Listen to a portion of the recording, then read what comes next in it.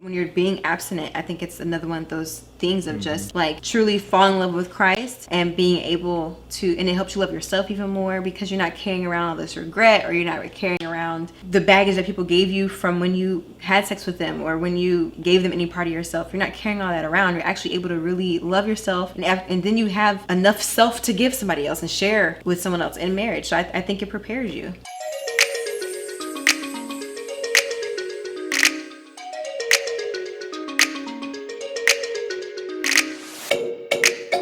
We are the ALBERTO'S. If it was in English, we would be the Alberts.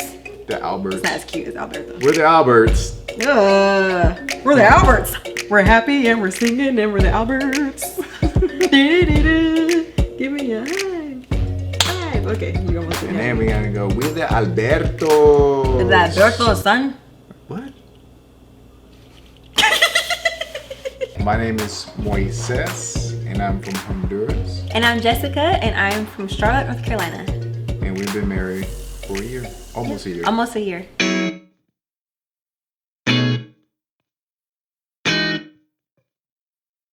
Ooh. I feel like we should look up the actual biblical definition of that. No. But our definition, I guess. Yeah, it's our definition. I mean, purity, Abstinence. Abstinence from sex. Okay. Yeah, that's what I think. I feel like it's almost like a deeper question that it's like, what do you really know about celibacy? But anyway, I would guess my definition is that. But I also think it's a certain I'll say it like this. It's maybe an avenue to help you commune more and closer with Christ. And you can do that better when you're not filled with giving your heart and your body at premature moments in your life. That's how I'll define celibacy. Great. How was that? That was so much better than mine. It's okay, we're one, so we have one answer really.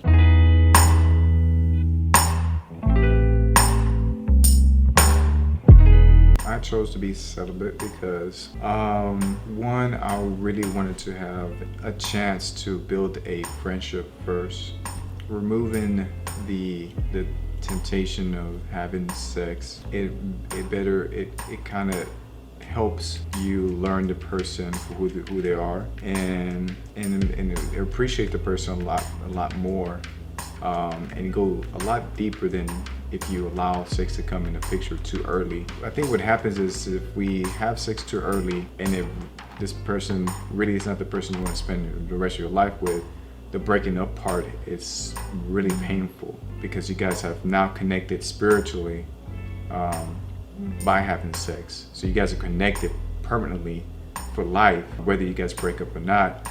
So it basically is more of like a safety thing.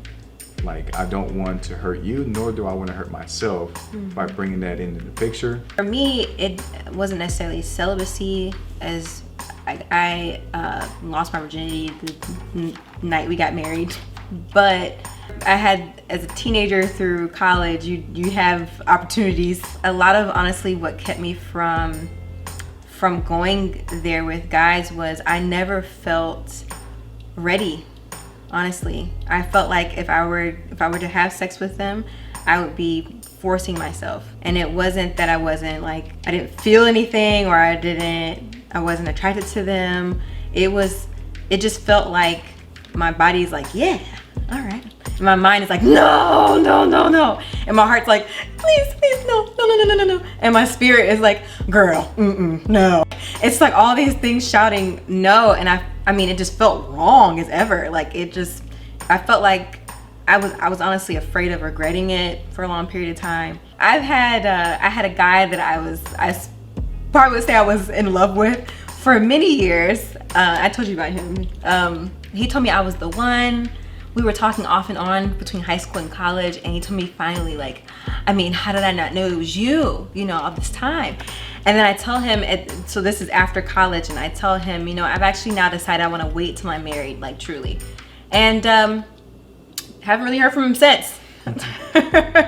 So I've had a lot of challenges with it though, and I've had to kind of deal with a little bit of surface level heartbreak in order to kind of keep my virginity and keep my celibacy. But it became like Moses always says, your why has to be big enough. And I think for me, my why just became much larger than whatever pleasure I thought I might get from that. And I honestly felt like I would be doing it more for the guy anyway. Eventually it became more of a spiritual connection with God, and initially it just started out where I just genuinely felt like I was not doing what I wasn't being true to myself if I was going to give anybody my body.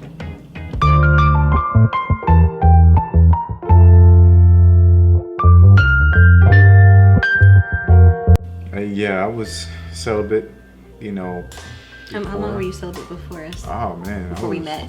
I have a hard time remembering time, but yeah, I think it was 3 or 4 years the last time I had sex, and I vowed to myself like that was the last time, because it was terrible. It was hurtful. It was hurtful as far as the breakup part, and it was too painful to go through it, and I was like, I can't do that again. I was a Christian, devoted Christian. I fell for it, but I learned my lesson, and I was like, next time I really know. I mean, I even like early in our relationship, I was like, I don't even want to kiss. Yeah. I didn't want to kiss. I didn't want to do any of that because I really want to make it as pure as possible, so that we can both really connect and be there for the real reasons, other than just having someone to cuddle with and do the whatever else. The horizontal Cupid shuffle. The horizontal Cupid shuffle. Yeah. But it paid dividends, right? It definitely, we got some great dividends. I highly recommend it. Yeah. Because we really were there for the right reasons, basically, which is all what people are looking for, is people to connect for the right reasons, and not just for the physical part. Because you're gonna eventually get that. When you're dating, you really want to be searching for someone that you can see yourselves dating for the rest of your life. It's a good environment to be in the dating scene, because whether you guys don't end up being together, you guys can still be friends. There hasn't been a line crossed to where you guys touched a certain way or kissed or further than that.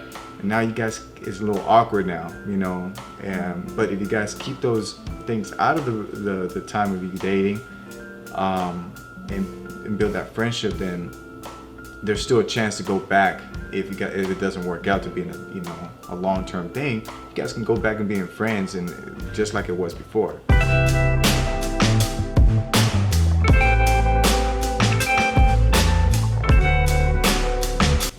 From my side of the family, I don't think the question even was ever brought up, except for one part of my family, they're devoted Christians. So with Tia Vicky in New Jersey, they were really like, you guys can't, y'all can't take vacations together, y'all can't do anything before getting married because the temptation is there. And they were asking me to get married quicker, like get married because the temptation is there. So I had that side of the family and just trying to get me like, do it quicker, because you don't want to cross that line prior to getting married, and it could really affect the relationship. Other side of the family, I don't think I've ever got questioned for anything.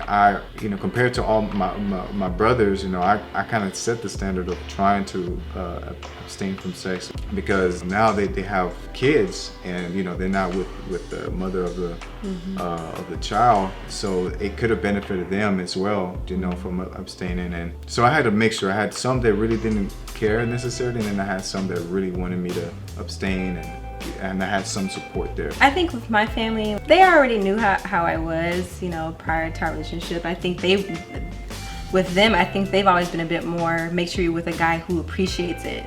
They just kind of were like, okay, as long as he respects you, as long as he, is meeting you where you are, then you really don't have anything to worry about. And I think that was really their only concern. So no, thankfully we didn't. All of my opposition was from guys that I had ever talked to or dated, or I got peer pressured in college quite a bit, especially like freshman year, and that's the year that everybody like discovers everything about themselves, especially sexually. And I got peer pressure from more friends and guys early on, but in terms of our relationship, by that time my family is just like, he just better be, you know, supportive of you, and he was. I mean, no. Our circle is our pretty, circle was like, pretty strong. I mean, yeah. they knew what we were trying to, like, I guess our standards in a sense, because I'm sure they had the similar standards as themselves. Right. It's helpful to have a circle, a good circle of groups of believers and that are your age, and people who think like you, because that makes it easier. You don't feel like you're doing it by yourself, right. You know. Because it's very hard trying to do it by yourself and trying to restrain from that temptation, because you guys love each other, passionate by each other, and the relationship is growing deeper and deeper and deeper, but you don't want to cross that line. So the more time that you spend with your brothers and sisters in Christ, it helps, because they keep you accountable, and yeah.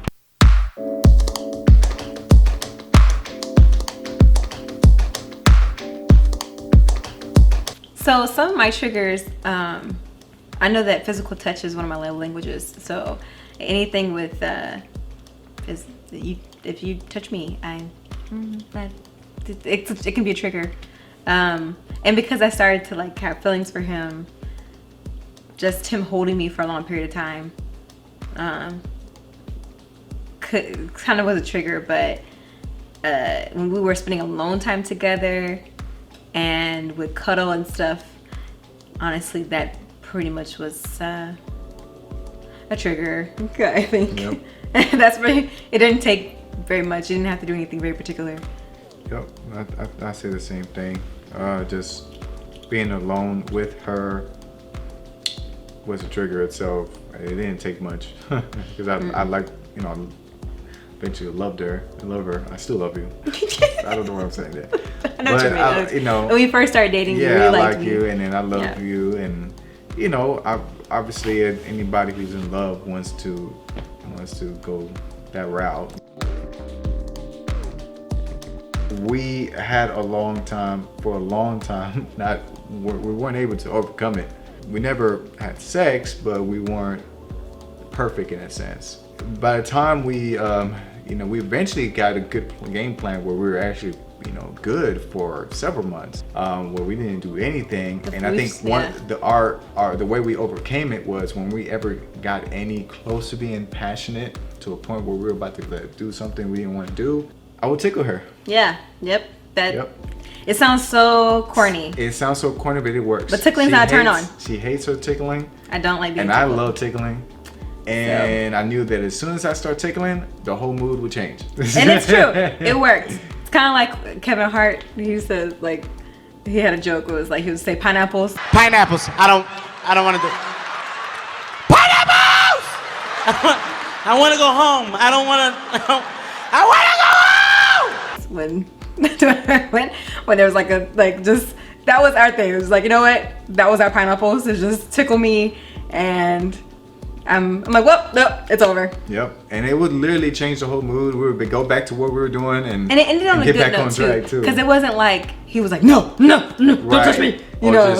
And it was so hard at times, and I think that's the reason why we didn't overcome it completely for a long time, because I didn't know how to say no. Because I loved her, she loved me. She didn't know how to say no at the moment because we were just rolling and whatever. But that one thing, just tickling her, it was a good way of not saying no and making her feel terrible. Yeah, without making me feel terrible. Yeah, without making her feel terrible. It was just like, okay, reset. Yeah, so that we kind of had, we had our triggers. We also had our, like, you know, I only wish we panic had button. I only wish we had it earlier, because I think probably so, yeah. I think I would have appreciated more that we never, done anything at all, because those months that we did stay pure and didn't do anything leading up to our wedding day, it was beautiful. I mean, it just was beautiful because I didn't feel guilty. I didn't feel any shame. I didn't feel nothing. It was just us. And feeling like we didn't do anything. I feel good, and I feel good going into the wedding, because we actually took purity seriously at that point. For those who are going to be watching this, I highly suggest that you find some way to just, because it's going to get passionate sometimes. You guys are going to hang out. You guys are going to be in the moment, and it's going to happen. If you guys love each other, it's going to happen. And it's natural. It's not a bad thing. It's not a bad thing, but there's putting a time, in the right context. Right. There is the right time for it, which God created within the marriage.